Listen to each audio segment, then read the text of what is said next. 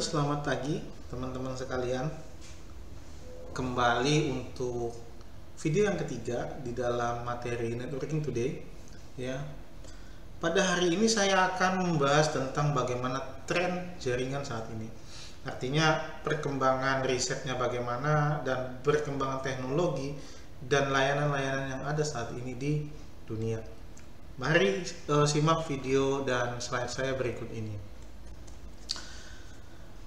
Baik, kita kembali ke slide. Yang pertama yang ingin saya sampaikan adalah bahwa tentu ya seperti yang sudah kita ketahui bersama, jaringan cukup pesat perkembangannya. Ya tentu ini banyak faktor yang mendorong ini ya. Banyak hal yang men-trigger sehingga jaringan ini menjadi cukup penting. Di mana dalam berbagai kondisi, di dalam berbagai pekerjaan ya, di dalam berbagai gaya hidup, semua kita sudah sangat tergantungan dengan informasi. Semua kita sudah sangat tergantung dengan bagaimana bisa connect ya, bagaimana bisa terkoneksi, bagaimana bisa terhubung di dalam jaringan. Apapun itu medianya, apapun itu tujuannya. Apakah mau mencari informasi, apakah mau berkomunikasi, apakah mau melakukan transaksi, ya macam-macam ya. Nah, kalau kita lihat ya trennya ada beberapa yang mulai berkembang ya. Di sini disebutkan bahwa perkembangan perangkat itu sendiri ya, bring your own device ya, mulai dari ukuran ya, dulunya sekarang mulai sangat fleksibel ya dari perangkatnya. Kemudian kebutuhan untuk melakukan online kolaborasi ya, karena kita terkadang nggak bisa berjumpa secara fisik waktu demi waktu ya, karena kita punya keterbatasan. Nah, bagaimana lokasi-lokasi yang berbeda ini bisa memungkinkan kita untuk tetap melakukan kolaborasi atau kerjasama. Nah, yang ketiga trennya adalah ke dalam video communicating ya. Video communicating ini tentu kita bisa lihat ya, teman-teman sudah ingin berkomunikasi dengan siapapun itu di satu area yang berbeda dengan melihat wajah ya, dengan melihat gestur dan seterusnya. Karena kalau hanya suara ya, experience-nya kan kurang ya. Kalau hanya suara, experience-nya kurang, sehingga saat ini mulai berkembang yang namanya video communication ya. Teman-teman pasti sering ya melakukan video call ya. Teman-teman juga mungkin sudah sering melakukan konferensi call ya, bisa ya, yang terbaru macam-macam ya, Zoom meeting kah, bisa pakai macam-macam aplikasi ya yang memungkinkan kita bisa terhubung di dalam satu konferensi besar ya, di dalam sebuah pertemuan virtual. Banyak sekali ya perangkat-perangkat ataupun sistem ataupun aplikasi yang bisa kita gunakan untuk itu. Ya, yang populer mungkin ya saya boleh sebut merek lah gitu ya, Zoom, ya Teams, ya Google Meet dan seterusnya. Itu semua sudah menjadi kehidupan kita saat ini. Bahkan ya semua sudah sangat mudah ya, semua sudah sangat fleksibel. Untuk rapat sekalipun kita sudah bisa, dan lingkungan kita sudah memaklumin itu. Kita rapat secara virtual. Yang penting esensinya kita bisa dapat. Tidak tergantung kepada fisik kita harus ada di dalam ruangan itu. Nah, ini tren-tren yang mulai berkembang. Yang terakhir ada cloud computing. Tentu ini arsitektur cloud yang mulai berkembang. Karena apa? Karena layanan sekarang cukup banyak. Layanan cukup beragam, platform cukup beragam ya. Hardware cukup beragam. Software juga cukup beragam. Tentu dengan keberagaman ini perlu ada sebuah teknologi yang bisa meminimalisir, yang bisa memberikan kemudahan ke dalam perangkat-perangkat itu, yang memberikan kemudahan kepada pengguna. Ya, kita nggak perlu ada hardware, tapi kita bisa punya web server. Kita nggak perlu ada sistem operasi, kita nggak perlu langganan Windows Server, tapi kita bisa install web server. Kita bisa install layanan-layanan ya yang lainnya ya, katakanlah web server, database server dan seterusnya. Kita nggak perlu punya platform apapun, umpamanya platform itu sudah semua disediakan oleh penyedia layanan. Hanya saja kita tinggal berlangganan saja.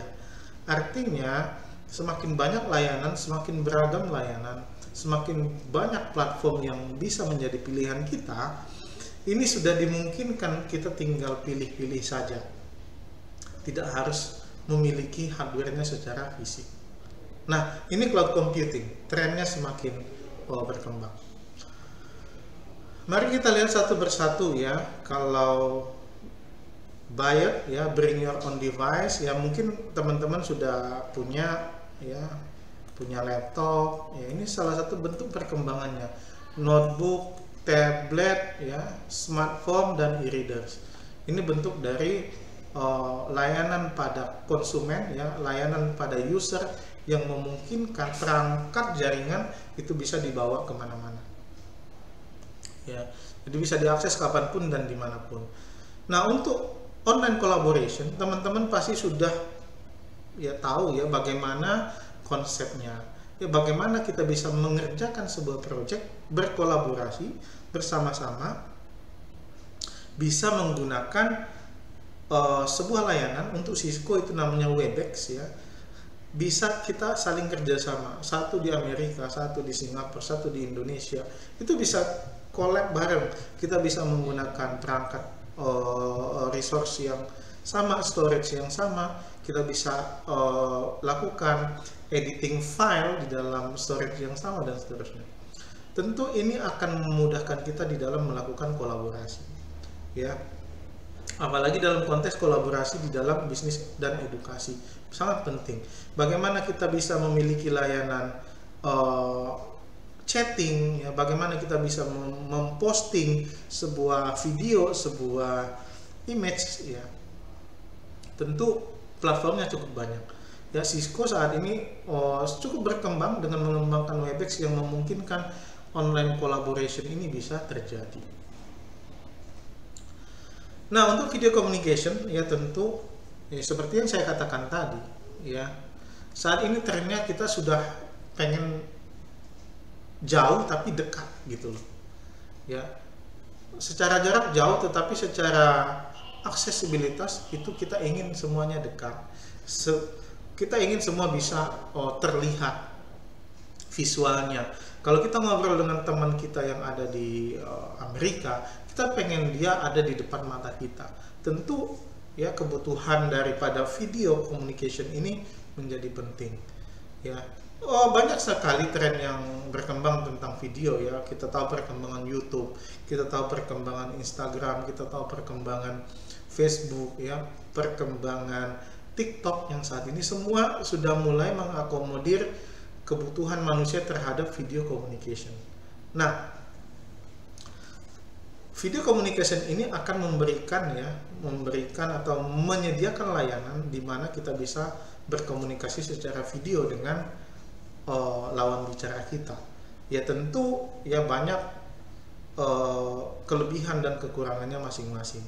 Ya, kita mungkin akan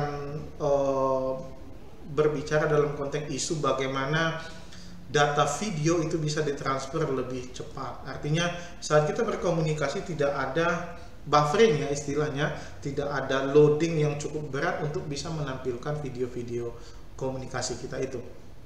Sehingga kita bisa berkomunikasi real time, tidak putus-putus. Nah, tentunya ya hal-hal seperti ini yang menjadi riset-riset terbaru untuk bagaimana bisa melakukan video communicating dengan beban jaringan yang cukup kecil. Ya, sehingga bisa lancar kita berkomunikasi. Nah, kemudian terkait dengan cloud computing, ya tentu yang seperti saya katakan tadi, cloud computing memberikan kita berbagai macam layanan ya, yang memudahkan kita untuk bisa mengakses ya perangkat-perangkat, baik itu server ya, sistem data secara accessible atau remote lewat internet. Kita bisa punya aplikasi ya, kita bisa letakkan itu di cloud, kita bisa menjalankan bisnis kita tanpa punya infrastruktur realnya ya. Kita nggak perlu punya server, kita nggak perlu punya sistem operasi, tinggal kita menggunakan layanan yang disediakan oleh cloud computing provider. Nah, ini dalam konteks besar disebut sebagai data center company. Ya, data center ini menyediakan layanan server, menyediakan layanan storage ya, dalam satu kebutuhan yang bisa kita customize, yang bisa kita pilih ya. Nah, ada 4 tipe cloud ya. Yang pertama namanya public cloud ya, ini available, diakses oleh semua public ya. Ini biasanya for free ya. Contoh kalau kita ngomongi public cloud yang biasa kita gunakan secara gratis adalah Google Drive ya, teman-teman pasti punya. Ada yang disebut sebagai private cloud ya, ini biasanya layanan atau arsitektur infrastruktur cloud yang dimiliki oleh satu organisasi tertentu. Tentu yang bisa mengakses ini hanya orang atau member-member yang ada di dalamnya. Yang ketiga ada yang disebut sebagai hybrid cloud ya, di mana ya ini menggabungkan ya dua layanan public dan private ya, bisa custom ya, bisa custom. Yang keempat ada custom cloud. Ini akan sesuai dengan kebutuhan kita seperti apa. Apakah nanti cloud ini spesifik mau kita gunakan hanya untuk industri pendidikan yang spesifik ya, atau industri kesehatan ya, ini custom. Jadi ada 4 tipe ini yang menjadi bisa kita jadikan sebagai rujukan di dalam melakukan pengembangan atau di dalam melakukan analisis. Nah, teknologi sebenarnya sudah mulai sangat berkembang ya di IoT. Contoh umpamanya IoT banyak memanfaatkan cloud untuk bagaimana mengkoneksikan sebuah perangkat ya, baik itu perangkat komunikasi atau perangkat lainnya. Contoh, kalau kita mau gunakan itu dalam konteks smart home ya, teknologi IoT ini kita gunakan untuk bisa memonitoring rumah kita dari perangkat ya. Contoh yang cukup simple untuk disampaikan adalah bagaimana kita bisa memonitoring rumah dari jarak jauh. Bahkan dalam teknologi IoT tercanggih, bukan tercanggih ya, ada lagi yang tercanggih, tapi yang cukup update adalah kita bisa menghidupkan lampu dari jarak jauh, lampu rumah ya. Kita bisa buka pagar rumah dari jarak jauh. Nah, teknologi-teknologi yang sudah mulai berkembang. Tentu ada komunikasi data di sana dan datanya itu disimpan di dalam cloud. Baik. Nah, untuk power line networking ya, tentu ya ini akan ada menjadi beberapa tipe ya yang bisa kita gunakan nanti ya di dalam komunikasi setiap perangkatnya. Tentu ini instalasi ini nanti akan tergantung kepada perangkat-perangkat apa saja yang akan ada di dalamnya. Kemudian bisa saja nanti perangkat itu akan komunikasi ke lampu, kemana dan seterusnya. Oke, ini konteks untuk IoT. Nah, untuk wireless broadband ya macam-macam ya, ada yang DSL dan kabel, dan kita bisa juga menggunakan berbagai macam pilihan. Saat ini tentu sudah sangat banyak ya layanan yang bisa kita gunakan. Yang paling penting adalah bagaimana layanan itu reliable, sehingga semua komunikasi data yang kita lakukan, baik itu komunikasi data IoT, baik itu komunikasi data seluler dan komunikasi data jaringan, itu bisa tercover dengan baik. Ya tentu seperti yang saya katakan tadi, banyak perangkat yang harus kita konekkan di dalam sana. Baik, kemudian saya akan membahas materi terakhir di video ini adalah network security.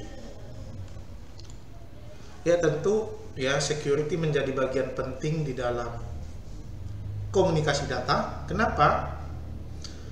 Ya karena kita tahu bahwa data-data yang ada di dalam jaringan kita ya ada yang cukup riskan, ada yang nggak boleh dibaca oleh orang ya, ada yang nggak boleh, ya namanya data adalah aset, intinya gitu. Data adalah aset. Saat data bisa diakses oleh orang yang tidak punya otorisasi, itu namanya pencurian data yang bisa merugikan organisasi kita. Tentu ya teman-teman sekalian nanti sebagai seorang network engineer kah, atau network administrator kah, atau network designer kah, harus memikirkan bagaimana aset ini bisa kita jaga dengan mengimplementasikan ya teknik-teknik pengamanan yang ada di dalam jaringan. Mari kita lihat satu persatu ya. Untuk network security tentu ya banyak ancaman yang ada di luar ya. Ya tujuannya macam-macam, ada untuk merusak, ada untuk mencuri ya, ada untuk ya macam-macam, dan intinya adalah semua ini harus kita lindungi. Network security itu adalah bagian atau dari komposisi arsitektur yang berfungsi untuk melakukan pengamanan terhadap aset-aset atau data yang mengalir di dalam jaringan. Sehingga ini menjadi penting untuk kita implementasikan ya, untuk mengamankan data, untuk memberikan, mengatur siapa yang boleh mengakses, siapa yang boleh tidak, port mana yang open, port mana yang close, itu menjadi strategi yang perlu kita implementasikan. Tentu dengan berbagai tools, banyak toolsnya. Nah, kalau kita lihat ancaman eksternal banyak ya. Kita perlu mengantisipasi virus, worm, trojan, spyware ya, zero attack, DoD ya, macam-macam. Sementara internal itu banyak yang bisa menjadi perhatian kita untuk dijaga ya, karena yang terbanyak yang dalam sepengetahuan saya adalah ancaman internal ya. Ancaman internal juga perlu kita perhatikan. Nah, solusinya adalah ya untuk konteks virus dan seterusnya kita perlu ada antivirus, anti spyware. Ya untuk konteks layanan kita perlu ada yang namanya firewall filtering ya, untuk mengatur siapa yang boleh mengakses, siapa yang tidak ke dalam jaringan. Untuk konteks additional security dalam konteks jaringan cukup besar ya, kita perlu namanya ya dedicated firewall system.